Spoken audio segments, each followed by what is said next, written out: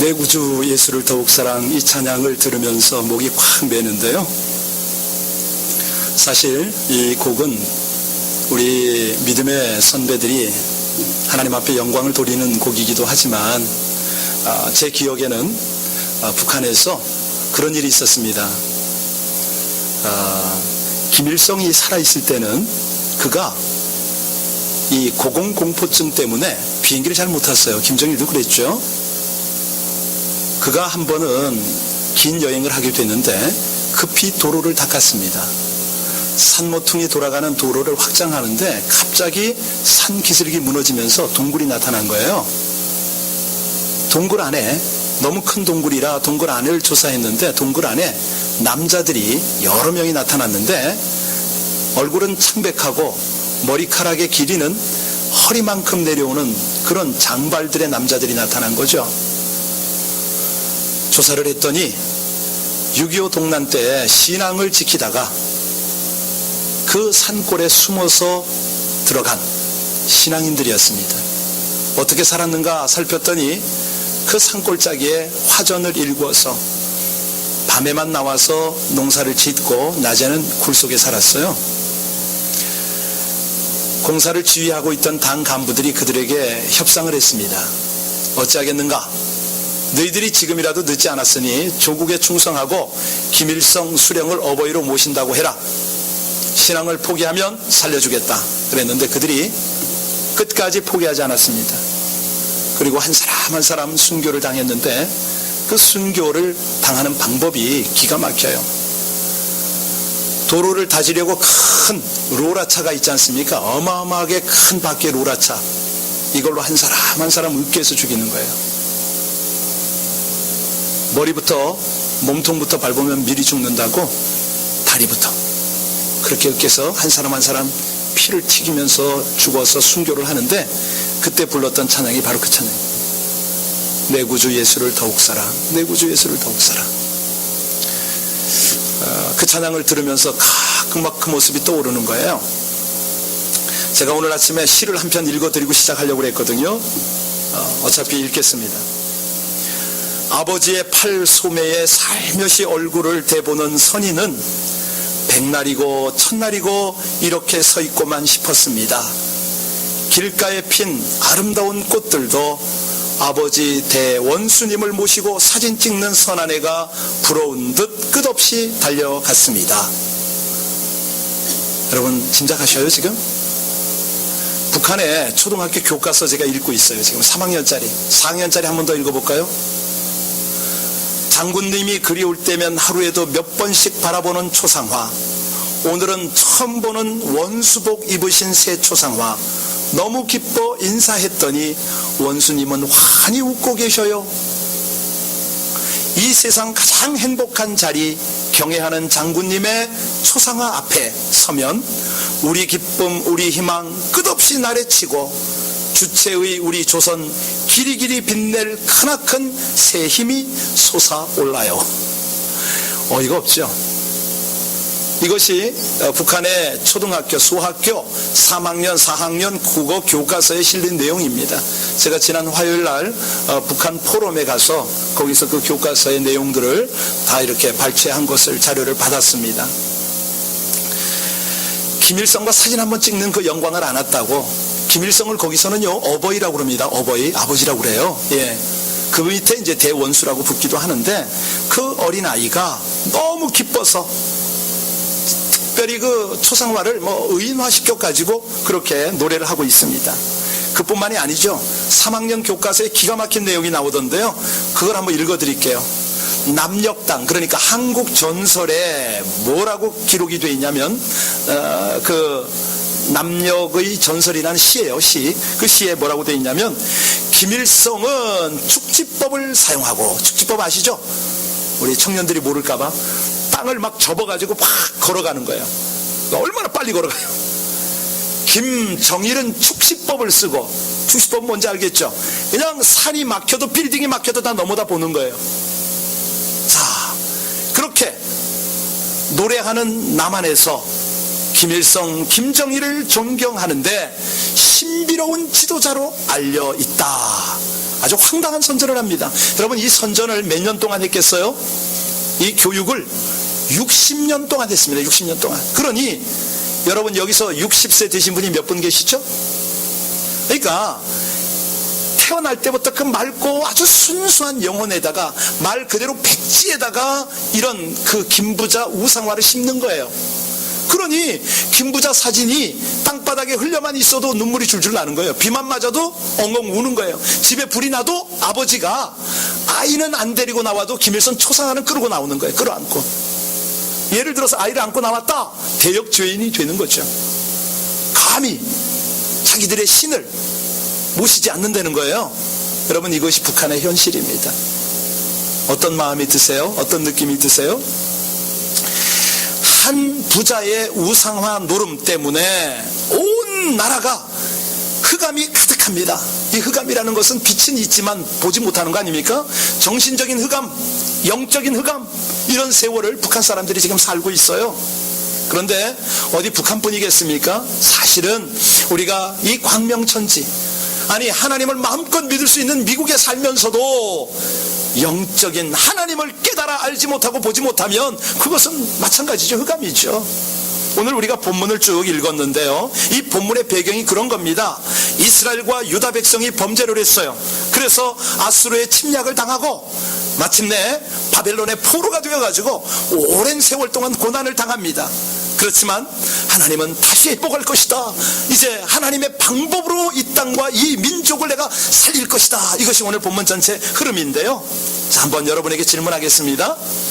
하나님께서 이 범죄한 유다와 이스라엘을 벌하시는데, 그래서 흑암이 됐는데 어떠세요? 하나님이 그들을 다시 회복한다. 우리가 이 하나님의 역사에 아무런 의견이 없습니까? 오늘 본문 말씀을 잘 우리가 익혀서 이 배경을 잘 알고 좀 들어가야 되는데, 이 성경은 하나님께서 예언을 하신 것을 기록했지 않습니까? 뿐만 아니라 하나님이 예언하신 내용들이 다 성취되어진 역사적인 사실을 기록한 것이 성경이란 말이죠. 이 성경을 여러분들은 믿으십니까? 자, 그러면 성경의 내용대로라면 그 사랑하는 백성을 절대로 버려두지 아니하신다. 그럼 어떻게 이끌어 가세요? 사랑으로, 훈계로. 하나님이 그렇게 섭리해 가시죠. 자, 우리 하나님은 그 백성을 사랑하시기 때문에 이 백성들이 더 강하게 되기를 원하시겠죠. 서로가 더 사랑하기를 원하시겠죠. 그러면 결코 버려둘 수가 없습니다. 그러니 하나님의 예언은 주어져야 하고, 예언의 말씀은 그대로 성취가 되어져 되고 오늘도 이루어져 가고 있습니다. 여러분, 그러면 오늘 설교의 제목이 뭐라고요?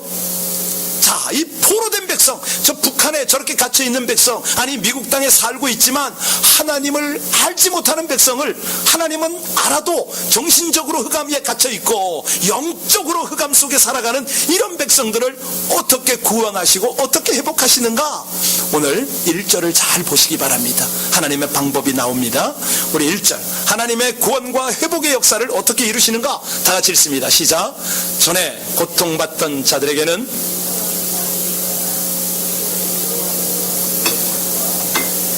멸시를 당하게 하셨더니 우리는 해변길과 요단 저쪽 이방의 갈릴리를 영화롭게 하셨느니라. 자, 여기 영화롭게 한다, 이 말씀의 뜻은 아시죠? 우리 하나님께서 누구도 돌보지 않는 고통받는 갈릴리에 오셔서 당신의 택한 백성을 구원하신다, 이 말이거든요. 그런데 이 배경, 지리적 배경을 좀 아실 필요가 있습니다. 열왕기상 9장 11절에 보면 당시 해변 갈릴리 지역이 어떤 지역이냐? 이방인들이 많이 모여 살았습니다. 우리 LA도 잘 보시면 그렇습니다. 다운타운 바로 외곽에는 항상 외지에서 온 사람들이 거기에 진을 칩니다. 왜? 일거리가 있고 일을 해서 먹고 살 수가 있기 때문이죠. 어느 지역이나 도심 변두리는 항상 빈민들이, 이 힘없는 사람들이 몰려 삽니다. 자, 그래서 이방인들이 많이 살던 지역이 어떻게 그 당시에 형성이 됐냐면 아수르와 바벨론의 침략을 받아가지고 거기는 막 혼혈족이 생겨나고 문화끼리 막 뒤섞이면서 아주 혼돈스러웠어요. 그래서 오늘 성경의 표현은 흑암과 고통이 가득한 땅이다, 이렇게 설명을 합니다. 다시 말하면 가장 가난하고 소외되고 누구도 주목하지 않은 그런 곳이다, 이런 뜻이죠. 여기에 하나님이 관심을 가지셨어요. 그럴 때 우리가 생각할 수 있어요. 어떻게 생각하냐면 하나님께서 이렇게 벌을 내리셨는데 하나님이 왜 또 회복을 하시지? 이해가 잘 안 갈 수가 있겠죠. 그런데 이걸 잘 들으셔야 됩니다. 자, 이렇게 소외받고 전대받는 그 땅, 흑암 속에 살아가는 땅은 하나님이 내리신 벌이라고 생각하면 안 돼요. 물론 그 생각도 마땅히 우리가 가져야 되지만 한 단계 우리가 높여야 되는 건 뭐냐면 이 고통 속에 죄를 뉘우치고 깨달으라, 이런 하나님의 메시지가 더 강화되는 거죠. 다시 말하면 하나님의 사랑의 사인이다, 이렇게 받으면 정확합니다. 예를 들어서 요나가 배 타고 풍랑을 경험하지 않습니까? 자, 이 풍랑이 왜 일어났습니까? 요나는 어떤 생각을 했을까요? 하나님은 요나가 가는 길이 잘못되었기 때문에 바른 길을 가르쳐 주기 위해서 풍랑을 주신 거죠. 그런데 이 뜻을 깨닫기 전에 요나는 어떤 생각을 했을까요? 아마 불평했을 겁니다. 웬 너무 바람이 이렇게 부냐? 좀 잠잠하면 내가 가고 싶은 다시스로 갈 거 아닌가? 아마도 날씨를, 바람을, 파도를 원망했을 수 있어요. 그런데 요나는 참으로 지혜로운 자입니다. 왜요? 내가 당하는 이 고통 속에서 내 잘못을 찾아내고 하나님의 뜻을 발견하니까 참 지혜롭죠. 그래서 어찌했습니까? 스스로 바다에 뛰어들겠다고 그러잖아요. 나를 바다에 던지라 말하잖아요. 그죠? 그랬더니 하나님이 어찌하시죠? 요나와 니느웨와 모든 고통을 해결해 주시는 하나님으로 우리 가운데 계십니다. 바로 그런 거죠. 자, 이것을 조금 더 우리 생활에 적용하면요, 우리가 개인적으로 혹은 가정적으로 겪는 그런 갈릴리 고통이 있습니다.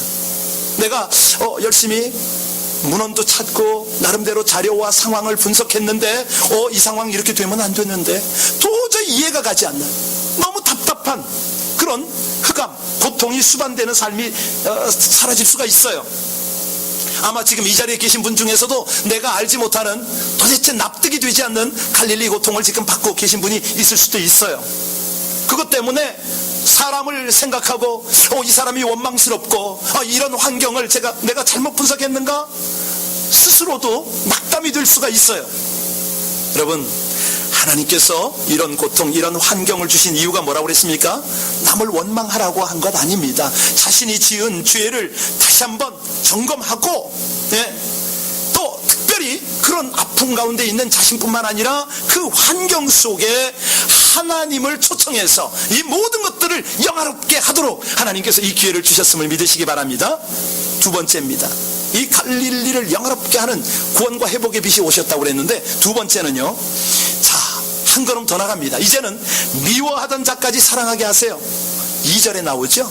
우리 2절 다 같이 읽습니다. 시작. 흑암에 행하던 백성이 큰 빛을 보고 사망의 그늘진 땅에 거주하던 자들에게, 무슨 말입니까? 하나님 앞에 범죄함으로 인해서 하나님과 원수가 되었던 백성들, 그들이 죄를 뉘우치고 회개하면 하나님께서 그들과의 관계를 회복하시잖아요. 서로 사랑이 되지요. 그 빛을 주신다, 이 말씀입니다. 바울 사도가 이걸 절절히 깨달았어요. 그래서 그가 무슨 고백을 하냐면, 모든 인간은 죄로 말미암아 하나님과 원수가 되었다, 이렇게 말했죠. 그런데 하나님께서 이 원수의 문제를 해결하기 위해서 독생자 예수 그리스도를 이 땅에 보내신 것 아닌가? 이것만 보아도 하나님의 사랑이 얼마나 귀한가? 여러분, 이것이 이해가 잘 안 될 때는 우리 삶을 돌아보면 됩니다. 예전에 시골에서 자란 분들 여기 많이 계시죠? 부모님들이요, 자녀 말 안 듣고 속 썩일 때 그 자녀에게 퍼붓는 욕이 있어요. 그죠? 생각나시죠? 별별 욕이 다 많아요. 특별히 농촌 겨울에 보면 청년들이 별로 할 일이 없습니다. 청년들 뭐 하는지 아세요? 농촌이 겨울이 되면 이 집 저 집 마실 다녀요. 마실 다니는 것까지는 좋은데 그 마실 속에서 뭐 하냐면 노름을 합니다. 뭐 고스톱도 치고 별 노름을 다 하죠. 그러다가 노름으로 탕진하는 자녀들이 있어요. 그때 그 아이에게 야단치는 걸 보면 저놈은 자식이 아니라 뭐다? 외수다.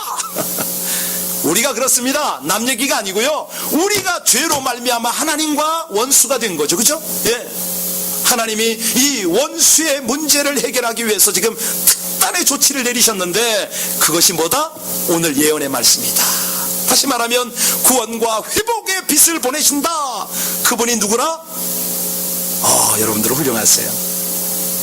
그리고 목적이 더 중요합니다. 그분을 보내는데 왜 그렇게 보내시느냐? 이것은요, 하나님과 인간 사이의 관계를 회복하는 거예요. 그게 목적이에요.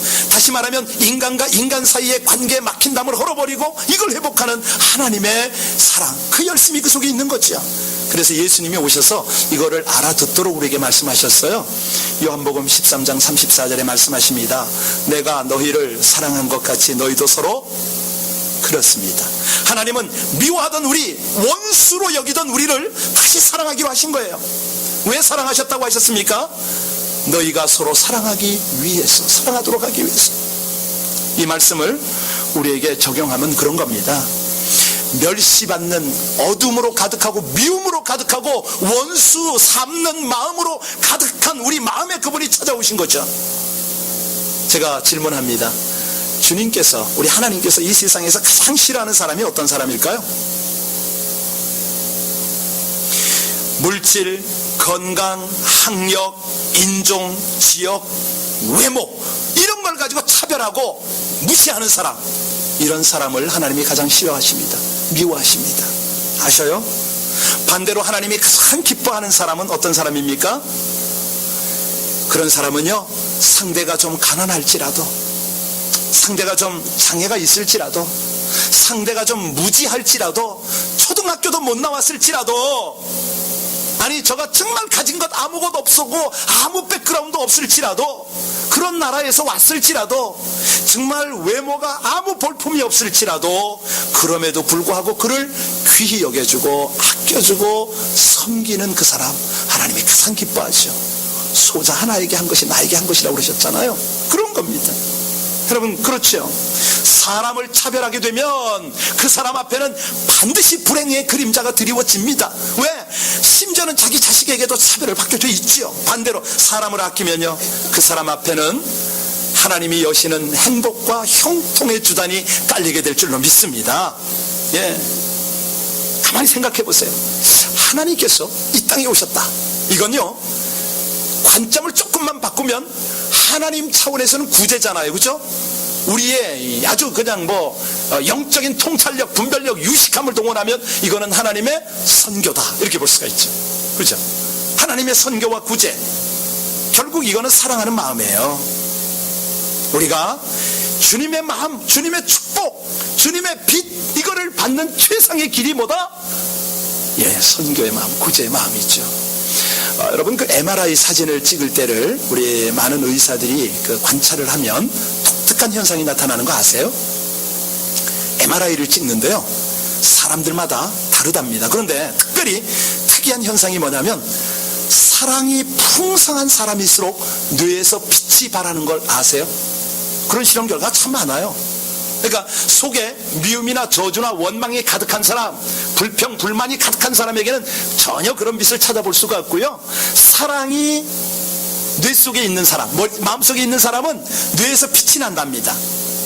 그래서 사랑하면 뇌에 불이 켜진다, 이런 말이 있는데요, 솔직한 얘기로 뇌에만 불이 켜집니까? 아니죠. 그 마음에 성령의 불이 켜질 줄로 믿습니다. 그 사람에게 하나님이 집중 관심을 하시죠. 그 사람이야말로 어려운 사람에게 사랑을 보여줄 수가 있고, 그러면 하나님의 관심을 받게 되고 그들에게 사랑을 나눠주고 또 풍성한 하나님의 사랑을 받을 수가 있다는 것이에요. 네, 여러분, 이렇게 지금 혹시 내가 미워하거나 불편한 관계가 있는 사람이 있지 않는가 한번 돌아보시고, 우리 구원과 회복의 빛 예수님으로 말미암아 우리도 그 빛을 회복하시기를 주의 이름으로 축복합니다. 자, 세 번째는 뭐냐면, 이 구원과 회복의 빛, 이 빛은 백성들에게 즐거움을 더 주신답니다. 어떻게 더 주시느냐? 3절 한번 읽어볼까요? 같이요. 시작. 주께서 이 나라를 장성하게 하시며 그 즐거움을 더하게 하셨으므로 추수하는 즐거움과 즐거워하오니. 지금 4절 이하에 쭉 보면은요, 아스루의 침략과 바벨론으로 이어지는 침략 때문에 노예가 된 유다 백성들의 삶이 여기 나옵니다. 즐거움이 사라진 지가 오래죠. 정말 북한 동포와 비교할 만큼 날마다 더하는 고통, 더 깊은 한숨과 시름 속에 살아갔습니다. 아니, 왜? 모든 좋은 것을 다 탈취당했잖아요. 다 뺏겼잖아요. 가족 가족들의 건장한 가족들은 다 포로로 끌려갔잖아요. 그러니 말씀 그대로 사망의 그늘에 살아가는 삶이죠. 그런데 하나님께서 이들의 고통을 돌아보신 거예요. 그 고통을 바꿔서 즐거움이 되게 해주시겠다. 전에는 그들이 멸시를 당했지만 후에는 그들을 영화롭게 하리라, 이 말씀이에요. 이걸 보고 우리는 뭐라고 그럽니까? 복음이라고 그럽니다. 기쁜 소식, 복된 소식. 자, 그러면 어떻게 그렇게 될 수 있다고 말씀하십니까? 아주 중요한데요, 오늘 본문 6절을 놓쳐서는 안 됩니다. 우리 6절 같이 한번 뜻을 생각하면서 또박또박 읽겠습니다. 이 말씀을 읽으면서 계시의 정신이 여러분 안에 새롭기를 바랍니다. 시작. 이는 한 아기가 우리에게 낳고 한 아들을 우리에게 주신 바 되었는데 그의 어깨에는 정사를 메었고 그의 이름은 기묘자라 모사라 전능하신 하나님이라 영존하시는 아버지라 평강의 왕이라 할 것입니다. 김일성이가 쓰는 말이 다 들어갔죠.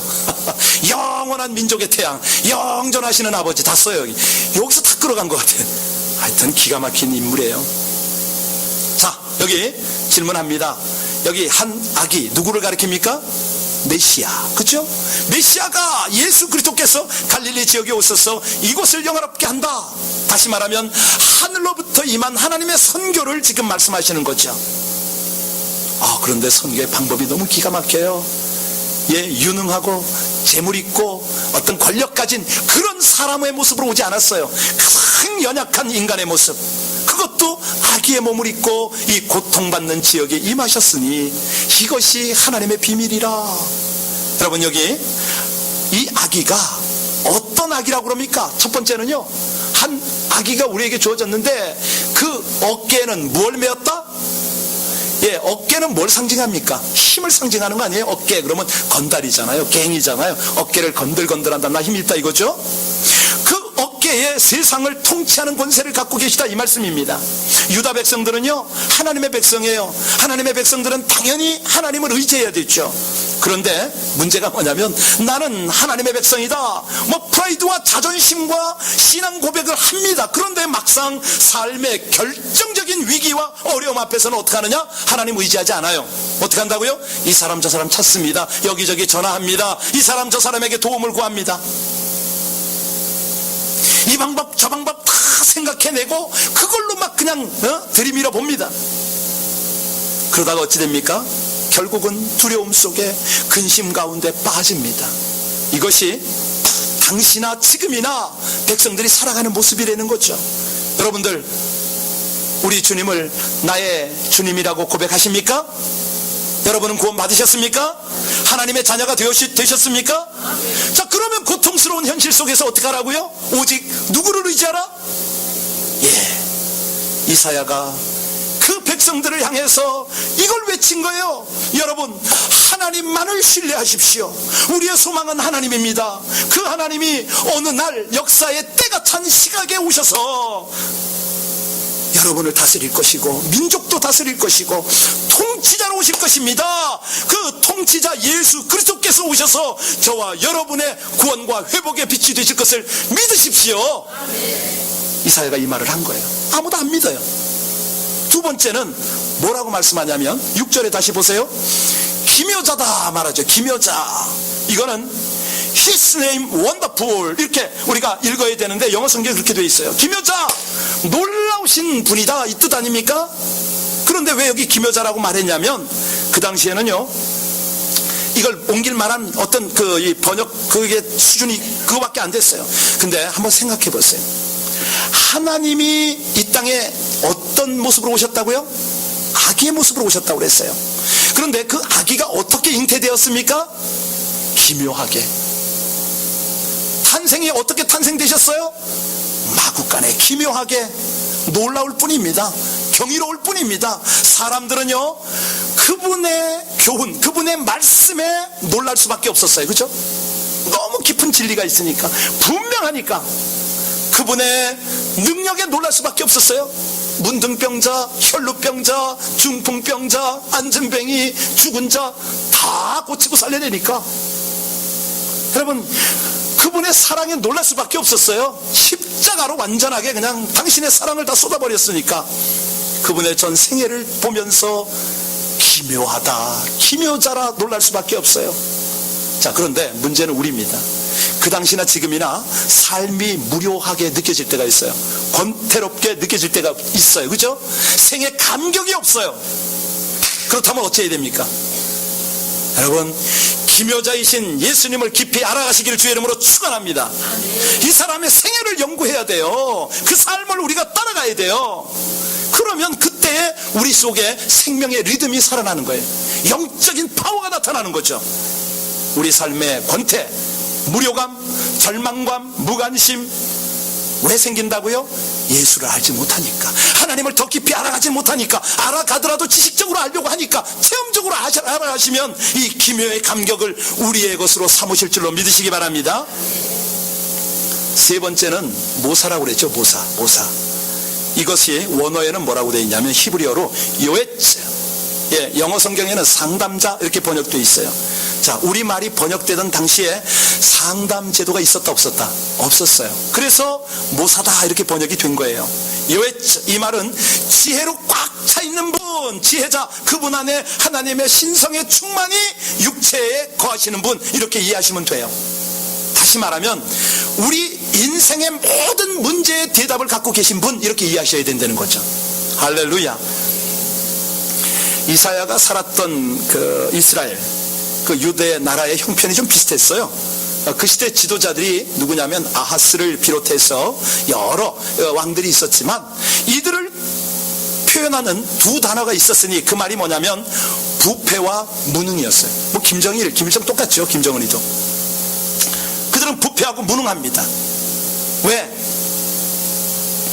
나라의 운명이 침몰당하는 풍전등화 같은 위기 속에서 깨닫지를 못하니까, 그럼에도 불구하고 그곳에 있는 관리들만 이제 어떻게 그들만 리드를 하면 되니까 그들이 뇌물받고 사치와 허영 속에서 쾌락을 탐닉하고 있잖아요. 북한이 꼭 그래요. 지금 북한의 당 간부 집에는요 한국 삼성 제품이 가득가득한 거 아시죠? 쿠쿠밥솥 기본이고요. 기본에 그런 거. 개성공단에서 그러더라고요. 요즘에 그 간식으로 초코파이를 주는데 그 사람들 월급이 북한 돈으로 5만 원이에요. 그런데 간식으로 받는 초코파이를 한 달 동안 거를 내다 팔면 얼마 버는지 아세요? 70만 원 번대요. 말이 돼요? 그러니까 부패할 만큼 부패한 거죠. 여러분, 우리가 어쩌면 우리가 살아가고 있는 역사적 상황과 그렇게 유사합니다. 헤아려 새 것이 없죠. 백성들의 삶은 방향을 잃었습니다. 사람들은 자포자기하고 있어요. 깊은 절망 속, 그 수렁 속에 지금 빠져들어가고 있어요. 자, 이런 상황 속에서 뭐라고 외쳤습니까? 여러분, 위로를 받으십시오. 소망 가운데 하나님께서 보내시는 회복과 구원의 빛을 조명하십시오. 그 지도자가 지금 한 어린 아이로 이 역사 속으로 오실 것입니다. 그분의 인격, 그 탁월함 속에서 신비스러움을, 모사를 나타낼 것인데 그분에게 상담을 받으십시오, 이 얘기거든요. 이 은혜가 여러분에게 있기를 주의 이름으로 축원합니다. 네 번째는 전능하신 하나님이라. 여러분, 이 전능하신 하나님이 어느 단어 뒤에 있습니까? 모사라는 말 뒤에 등장했죠. 지혜로운 상담자이신 예수 그리스도라는 표현 다음에 전능하신 하나님이 이렇게 표현이 되어 있어요. 무슨 뜻입니까? 이거 잘 이해하셔야 됩니다. 이 세상에 아주 위험한 분들이 참 많아요. 어떤 분들이 좀 위험하냐면 무조건 자기 생각, 자기 이 지식을 가지고 다다고 고집하는 사람이 있잖아요. 조심해야 돼요. 왜냐하면 지혜가 없는 능력은 위험한 폭력입니다. 그렇지 않습니까? 아니, 능력 없는 지혜도 있는데 이것은 무가치한 거죠. 여러분, 예수님이 우리를 어떻게 돕습니까? 그분은요 지혜로우세요. 능력이 있으세요. 그래서 우리의 고통 소리 들으시고 우리의 아픔을 같이 느끼시고 우리의 고통과 이거를 함께 경험하실 뿐만 아니라 가장 적절하게, 가장 능력 있게 대처를 하신다는 것이죠. 그래서 전능하신 하나님이에요. 예수님이 뭐라고 그러셨어요? 마태복음 11장 28절에 수고하고 무거운 짐진 자들아 다 내가 너희를, 그렇지요, 너희 모든 염려를 내게 맡기라. 이는 그가 너희를 건고하심이라. 베드로 사도도 그런 말을 하죠. 아니, 예언의 절정인 이사야서 53장에 가면 그는 실로 우리의 질고를 지고 우리의 슬픔을 당하신 분, 얼마나 지혜로우세요. 그러니까 우리가 그분을 믿죠. 누가 이렇게 지혜롭게 능력을 베풀 전능하신 그런 전능자가 있겠습니까? 여러분, 우리의 짐을 같이 져주시고 우리와 같이 아파하시고 우리와 같이 눈물 흘리시며 우리의 문제를 해결하시는 전능자 하나님이 여러분의 하나님의 되심을 믿으시길 바랍니다. 다섯 번째는 영존하시는 하나님이에요. 자, 이건 무슨 영존하신 아버지, 이건 무슨 뜻이냐면 어버이 수령이란 말이 그 말이 아니고, 여기 보면 부성적 역할을 설명하는데요. 북한은 그럽니다. 자꾸 북한 얘기 나와서 너무 죄송한데 제가 이번에 가서 쇠뇌를 당했어요. 그러니까 수령이라고 하지 않고 어버이, 아버지라고 딱 붙인다는 게, 육신적 아버지가 있고 그들 나름대로의 아버지가 또 있는 거예요.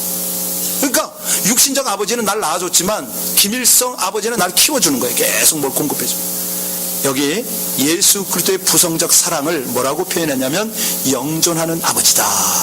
이 예수님의 아버지 사랑은 어떻게 나타나냐면요, 우리 삶의 근본적인 필요를 채워주세요. 아까도 말씀드렸지만 함께 울어주시고 함께 동행하시고 우리 인생을 위로해 줄 수 있는 그런 은혜의 말씀을 주실 뿐만 아니라 보호해 주는 그 아버지. 그런데 이 아버지의 역할을 언제까지 하시냐면 오늘도 하시고 내일도 하시고 저 영원한 미래까지 동일하게 하신다는 거예요. 영존하시는 아버지, forever father 그러는 거예요.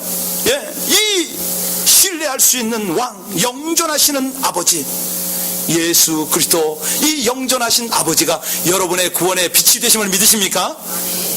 마지막으로 하나 더 살필 것은 평강의 왕이다. 그렇죠? 이 고대 사회는요, 왕의 이미지가 있어요. 아주 강력하지요. 잔인한 힘으로 민중을 통치하고 다스리는 그런 독재자 같은 그런 의미가 있죠. 그런데 지금 오늘 본문에는 뭐라고 그래요? 평강의 왕이다. Prince of Peace.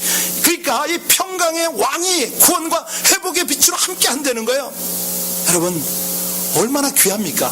이사야가 하나님이 주신 영적 분별력과 통찰력을 가지고 이것을 내다봤잖아요. 그리고 그 소망을 나눴는데 아무도 이거를 받아들이질 않아요. 얼마나 답답합니까? 똑같습니다. 이미 그 예언이 성취가 돼서 우리와 함께 하는데, 우리가 지금 이 구원과 회복의 빛을 우리가 조명하지 않고 내 속에 받아들이지 않으면 어쩝니까? 여러분, 부탁드립니다. 아무리 어려워도 소망 가지시기를 주의 이름으로 축원합니다. 주님의 빛을 여러분 안에 조명하시기를 바랍니다. 주님이 함께 도와주시면 사는 길이 열리게 돼요. 막판에 뒤집는 역전승의 글이 있음을 믿습니다. 한번 생각해 보세요. 왜 주님의 제자들이 배와 그물과 심지어는 가족까지 다 뒤로 하고 주님을 따랐습니까? 주님 안에 있는 꿈과 소망을, 비전을 분명히 보았기 때문이에요. 자, 그런데 문제는 제자들이 그렇게 주님을 열심히 따라다녔는데 금방 새로운 세상이 왔습니까? 안 왔죠. 여러분, 진정한 축복, 진정한 회복의 빛이 나타날 때는 시간이 걸림을 아시길 바랍니다. 왜냐하면 이 시간이라는 시험을 통과해야 그때 우리 속에 있는 가짜들이 다 걸러져요. 진짜 믿음이 나가는 거예요. 진짜로 조명을 받는 거예요. 제가 늘 가끔 말씀드리면 우리 청년들 잘 들으세요. 우리 청년들이요, 미래가 안 보이잖아. 살아가는데 힘들어요. 그러면 꼭 내가 이 버려진 깨진 유리조각 같은 때가 있어요. 여러분, 우리가요 뒤에 스크러치가 나고 간신히 얼굴을 볼 수 있는 그런 깨어진 거울 조각이라 할지라도, 이것이 버려졌다 할지라도 저기에 태양빛만 강렬하게 비치면 빛이 반사될 줄로 믿습니다. 그런 원리예요. 그런 원리. 우리 주님의 빛이 이 가운데 반사만 되어지면 나 살고 다 살릴 줄로 믿습니다. 모든 어둠을 몰아내는 거예요.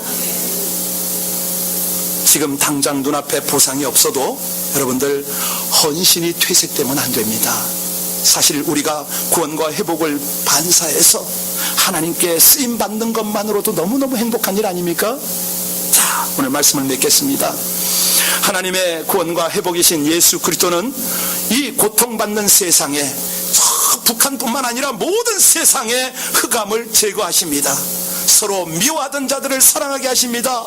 그리고 그곳에 즐거움과 행복을 더하게 하십니다. 가난하고 소외된 심령들 그 지역으로 찾아오셔서 누구도 관심 갖지 않는 그곳에 오셔서 그들의 어둠과 고통을 해결하시는 그런 분이십니다. 이제 제가 질문할 때 여러분들은 큰 소리로 대답해 주시길 바랍니다. 길이요 진리요 생명이신 분이 누구십니까? 우리의 구원과 회복의 빛이신 왕이 누구십니까? 남북한의 문제를 해결해 주실 수 있고 북한을 구원할 수 있는 빛이 누구십니까? 우리 가정에 평화를 주시고 구원과 회복의 빛을 주시는 분이 누구세요? 남편과 아내 사이의 평화의 중재자가 되시는 분이 누구십니까? 나라와 민족 사이의 분쟁을 해결할 수 있는 빛이 누구십니까? 우리 교회를 평화로운 공동체로 만들어주시고 마음껏 사용하실 수 있는 분이 누구십니까? 빈부, 귀천, 유무식을 막론하고 누구나 대환영하는 분이 누구십니까? AD와 BC의 역사의 분수령을 세우신 분이 누구십니까? 이 고백이 여러분들의 진심한 고백입니까? 그렇게 고백하셨다면 내 속에 있는 모든 어둠을 주님의 이 구원과 회복의 빛으로 물리치십시오. 지금 기도하십시다. 하나님, 주님의 빛이 제 안에 충만하게 받아들여지기를 원합니다. 그래서 소망으로 기쁨으로 평강으로 충만케 하여 주옵소서. 주님의 빛으로 제 속의 어둠도 물러가게 할 뿐만 아니라 주님의 빛을 반사해서 내 가정, 내 일터, 내 모든 만남과 하나님이 저를 보내시는 세상의 구원의 회복의 빛을 발하게 하여 주옵소서. 우리 합심해서 다 같이 하나님 앞에 간절히 기도하겠습니다.